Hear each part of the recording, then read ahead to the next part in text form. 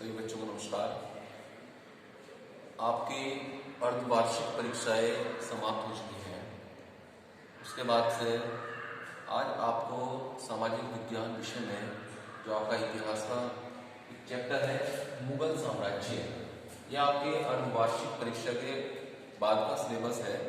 तो इसी क्रम में आगे बढ़ते हुए आज आपको मुगल साम्राज्य के विषय में कुछ जानकारी दूंगा। जब सिकंदर लोदी की मृत्यु हुई उसके पश्चात उसका उत्तराधिकारी हुआ इब्राहिम लोदी। ये इब्राहिम लोदी, लेकिन जितनी योग्यता सिकंदर लोदी में थी अपना शासन संभालने की, इब्राहिम लोदी में उतनी योग्यता नहीं थी, जिस कारण से भारत के अनेक प्रांतों के जो प्रमुख थे वो इससे नाराज रहने लगे। और इसकी नाराजगी का ही परिणाम ये था कि इसके शासनकाल में पंजाब का जो गवर्नर था, पंजाब का गवर्नर दौलत खान लोदी, इसने काबुल के शासक बाबर को भारत पर आक्रमण करने के लिए आमंत्रित किया। बाबर ने अपनी पुस्तक बाबरनामा में भी लिखा है कि दौलत खान लोदी ने तो उसे आमंत्रित किया ही था, इसके साथ साथ जो मेवाड़ के शासक थे राणा सांगा, उन्होंने भी कहा था कि यदि बाबर भारत पर आक्रमण करेगा तो मैं उसकी सहायता करूंगा। तो इसी क्रम में हम आगे बढ़ते हुए आज मुगल साम्राज्य और उससे संबंधित कुछ जानकारी आपको इस पाठ के माध्यम से देंगे। मुगल साम्राज्य का संस्थापक बाबर था।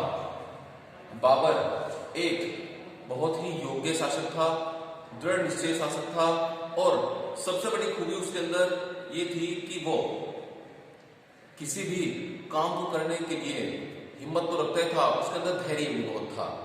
बाबर ने जब भारत पर आक्रमण किया उस समय यहाँ का शासक इब्राहिम लोदी था। बाबर के पास एक छोटी सी सेना थी, लेकिन उसके अंदर एक दृढ़ इच्छा शक्ति थी, और जिसके परिणाम स्वरूप उसने भारत के ऊपर आक्रमण कर दिया। वो पानीपत के मैदान में सन 1526 ईस्वी में बाबर और इब्राहिम लोदी का आमना सामना हुआ, जिसमें बाबर ने बड़ी सूझबूझ का परिचय देते हुए इब्राहिम लोदी को हरा दिया, और इब्राहिम लोदी भारत का ऐसा पहला शासक बना जो युद्ध क्षेत्र में ही मारा गया। इस प्रकार से बाबर ने पानीपत का प्रथम युद्ध जीतकर भारत में मुगल साम्राज्य की स्थापना कर दी। बाबर का जो शासनकाल रहा वो 1526 ईस्वी से 1530 ईस्वी तक रहा, और अपने इस शासनकाल में उसे परेशानियों का सामना करना पड़ा, अनेक युद्ध लड़ने पड़े। जैसे कि मैंने आपको बताया कि पानीपत का प्रथम युद्ध 1526 ईस्वी में बाबर और इब्राहिम लोदी के बीच हुआ था, और इस युद्ध में बाबर ने इब्राहिम लोदी को मारकर पूरे उत्तर भारत के ऊपर अपना अधिकार कर लिया और दिल्ली सल्तनत का नामो निशान मिटा दिया। लेकिन बाबर के सामने अभी भी बहुत सारी चुनौती थी, और उस चुनौती के रूप में जो मेवाड़ के शासक थे राणा सांगा, वो बाबर के लिए सबसे बड़ा एक चैलेंज थे उस समय।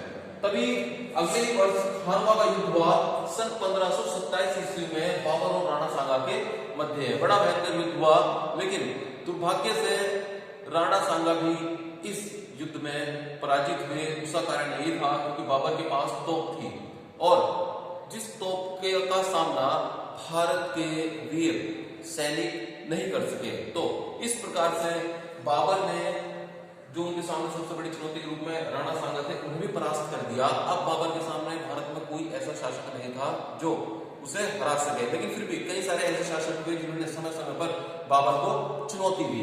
उसमें एक चंदेरी का युद्ध हुआ था 1528 ईस्वी में। इसमें मेदिनी राय और बाबर के मध्य युद्ध हुआ, लेकिन इस युद्ध में भी बाबर की विजय हुई। अंत में बाबर ने 1529 ईस्वी में घाघरा का युद्ध लड़ा, जिसमें जो अफगान सरदार थे उन्होंने बाबर को चुनौती दी, लेकिन भाग्य ने बाबर का साथ दिया और इस युद्ध में भी बाबर की जीत हुई। तो इस प्रकार से 1529 ईस्वी तक बाबर लगातार युद्ध में व्यस्त रहा और उसने भारत में अपनी स्थिति को मजबूत किया। बाबर की मृत्यु 1530 ईस्वी में हुई, और उसकी मृत्यु के पश्चात उसके 4 पुत्रों में से हुमायूं को भारत का शासक 1530 ईस्वी में घोषित किया गया।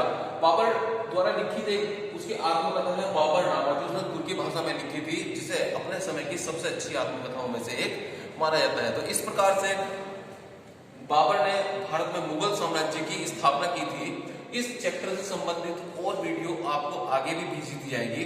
यदि किसी भी भैया बहन को इसमें कुछ समस्या आती है तो वह फोन करके पूछ सकता है। धन्यवाद।